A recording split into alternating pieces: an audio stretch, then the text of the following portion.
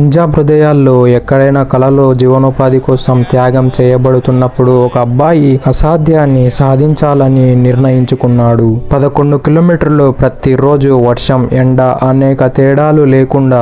ఇది కేవలం దూర ప్రయాణం కాదు, పట్టుదలకి పర్యాయ పదం.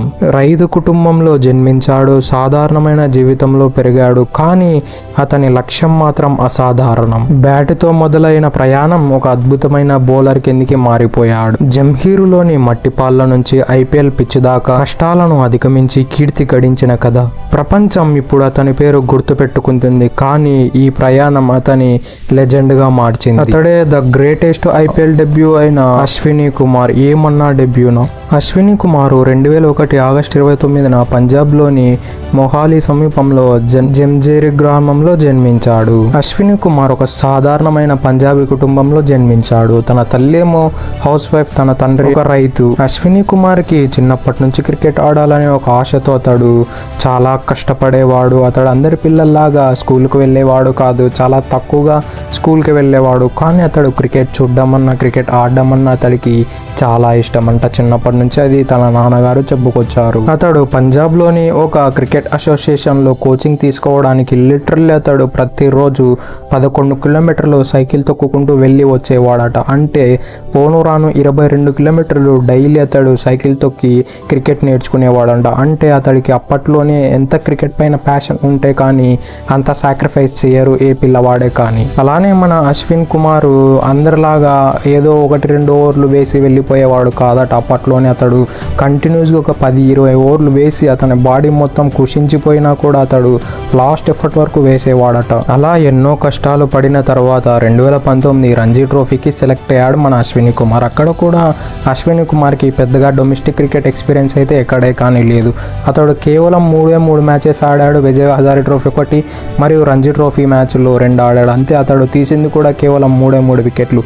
ఇంత అసలు ఎక్స్పీరియన్స్ లేని బౌలర్ని ముంబై స్కౌచర్స్ అతన్ని వెతికి మరీ తీసుకొని అతన్ని ఛాన్స్ ఇచ్చారంటే హ్యాట్స్ ఆఫ్ తెప్పి తీరాల్సిందే వాళ్ళకు. ఇక అతడు ఐపీఎల్లో డెబ్యూ చేసిన తర్వాత నేను ఇక ఏమీ చెప్పనక్కర్లేదు, రెస్ట్ ఈజ్ హిస్టరీ అన్నట్లు అతడు ఏమన్నా బౌలింగ్ వేశాడు. వేసిన ఫస్ట్ బాల్లే అతడు వికెట్ తీసి పెట్టాడు రహానే. అతడు కూడా అతనికి ఉన్న ఎక్స్పీరియన్స్ అయితే అంతా ఇంతే కాదు. అది కూడా అతడు ఆడిన గ్రౌండ్ మాత్రం అతడు చిన్నప్పటి నుంచి ఆ గ్రౌండ్లో ఆడుతూ ఉన్నాడు. అతడికి ఇంచు తెలుసు ఆ గ్రౌండ్లో ఎలా ఏముంటుందని. అటువంటి ప్లేయర్ని మన అశ్విన్ కుమార్ ఫస్ట్ బాల్లే అవుట్ చేసి పంపించాడు. ఆ తర్వాత మంచిగా సెటిల్ అయిన బిగ్ హిట్టర్ అయిన రింకు సింగ్ను కూడా అతడు అవుట్ చేసి పంపించాడు. ఆ తర్వాత one of the big hitter అయిన ఆండ్రూ రసెల్ మరియు మనీష్ పాండ్యా లాంటి ఎక్స్పీరియన్స్డ్ క్యాంపెయినర్స్ ను ఇతడు విత్ ఈజ్ తో బౌల్డ్ చేసి మరి పెవిలియన్ వైపు బాట పట్టించాడు. అంటే ఇతనిలో సంథింగ్ ఈజ్ స్పెషల్. ఇంతవరకు ఏ యంగ్స్టరే కానీ ఐపీఎల్లో డెబ్యూ చేసి ఫస్ట్ మ్యాచ్ 4 వికెట్లు తీసిన దాఖలాలు అయితే ఎక్కడే కానీ లేవు. కానీ ఈ అన్క్యాప్డ్ ప్లేయర్ మాత్రం చేసి చూపించాడు. ఈవెన్ క్యాప్డ్ ప్లేయర్స్ కూడా ఐపీఎల్లో డెబ్యూ చేసిన తర్వాత ఫస్ట్ మ్యాచ్ ఇంత బీభత్సమైన పర్ఫార్మెన్స్ అయితే ఎవరే కానీ అందించలేదు. ఒకప్పుడు హల్జారే జోసెఫ్ ముంబై ఇండియన్స్ తరపున 6 వికెట్స్ తీశాడు. అది తప్పితే ఎవరే కానీ ఇంత మంచి బౌలింగ్ ఫిగర్స్ అయితే అన్క్యాప్డ్ ప్లేయర్ నమోదు చేయలేదు. ఈవెన్ హల్జారే జోసెఫ్ క్యాప్డ్ ప్లేయర్ అప్పట్లో. ఈవెన్ అతడు మ్యాచ్ డెబ్యూ చేసే రోజు కూడా అతడు మధ్యాహ్నం ఏమీ తినలేదంట. అంటే ఆ టెన్షన్, ఆ ప్రెషర్ వల్ల అతడికి ఆకలి అనే ఒక ఆలోచన కూడా బ్రెయిన్ లోకి రాలేదంట. అంటే అతడు గేమ్ ఆడడానికి అంత ఇంటెన్సివ్ గా ఉన్నాడు గేమ్ పట్ల. ఈవెన్ ఇతని బౌలింగ్ స్టైల్ చూసుకున్నా కూడా ఇతడు డెప్త్ లో బీభత్సమైన బౌలింగ్ వేస్తాడట. ముంబై స్కౌట్స్ అప్పుడు పంజాబ్ కి వెళ్ళినప్పుడు అక్కడ ఏదో లోకల్ లీగ్ మ్యాచ్ జరుగుతుంటే ఆ T20 మ్యాచ్ లో 7 మ్యాచ్లు ఆడి ఏకంగా 11 వికెట్స్ తీసాడంట. అక్కడ ముంబై ఇండియన్స్ వాళ్ళు, ముంబై స్కౌచర్స్ క్లియర్ గా గమనించింది ఏమిటంటే ఇతడు డెప్త్ బౌలింగ్ లో బ్రిలియంట్ బౌలింగ్ కనపడుతున్నాడంట. ఆ బౌన్సర్స్, ఆ యార్కర్లు, ఆ స్లో రన్స్ అనేవి చాలా మంచిగా వేస్తున్నాడంట. అది పిక్ చేయడానికి కూడా చాలా వరకు బ్యాటర్లు అయితే తడబడుతున్నారంట ఇతడి స్వింగి యాక్షన్ వల్ల. ఈవెన్ మీరు ఇతడి యాక్షన్ చూసుకున్నా కూడా లాస్ట్ మూమెంట్ లేదు, ఒక సెకండ్ ఆర్ 1 మినిట్ ఆగి బాల్ వేసినట్లు అనిపిస్తుంది.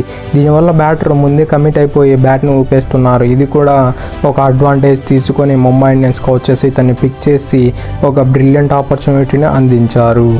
కాబట్టి రసెల్ లాంటి పెద్ద ప్లేయర్ని కూడా ఫస్ట్ 2 బాల్ బౌన్సర్లు వేసి అతన్ని బ్యాక్ ఫుట్లో పంపించిన తర్వాత ఒక పుల్లర్ లెంత్ బాల్ వేసి అతన్ని క్లీన్ బౌల్డ్ చేసి పడేశాడు. ఈ టాక్టిక్ చూస్తేనే మనం అర్థం చేసుకోవాలా ఈ ప్లేయర్లో సంథింగ్ ఈస్ ఫిషీ.